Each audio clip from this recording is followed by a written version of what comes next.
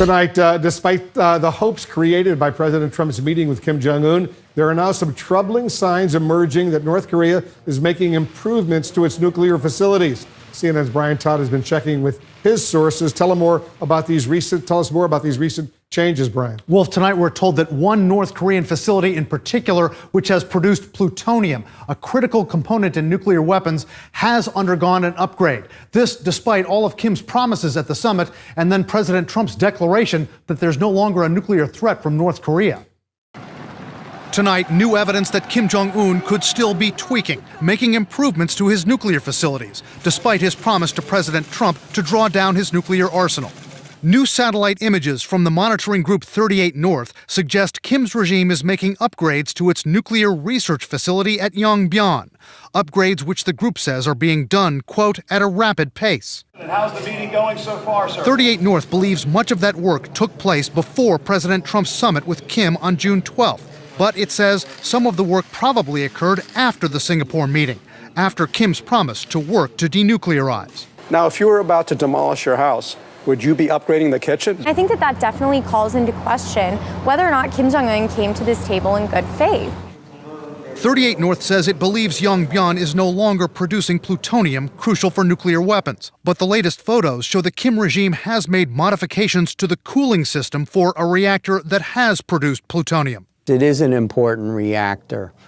And you can draw the conclusion, of course, that if they intended to operate it in the future and it operated more efficiently, then it could more efficiently produce plutonium. 38 North also says its photos show Kim's regime has built two new small buildings at Yongbyon, which it believes could be intended for VIPs. They could be outside inspectors intending to verify any new agreements, or they could be VIPs, whether it's visiting foreign press or North Korean leaders. Neither the White House nor U.S. intelligence officials are commenting on these new images tonight. 38 North's Joel Witt says some of these upgrades could be so routine that they may not mean that Kim's going back on his pledge to denuclearize. Other analysts believe they know which way the dictator will go when he's pressured for specific cuts to his arsenal. He has been very clear he wants to keep his nuclear weapons. He's declared that. It's in the North Korean Constitution. Nothing in the Singapore summit changes that. Which leads tonight to a lingering question. Why did Kim come to the table in Singapore?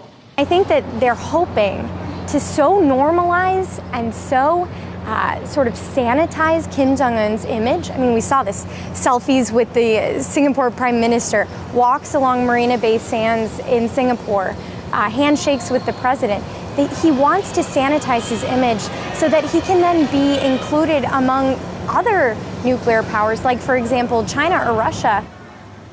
Analysts say all of this now puts more pressure on President Trump, Mike Pompeo, and the rest of the Trump team tonight to exert their own pressure on Kim Jong-un to be more specific about the weapons that he's going to draw down and to get some of that in writing.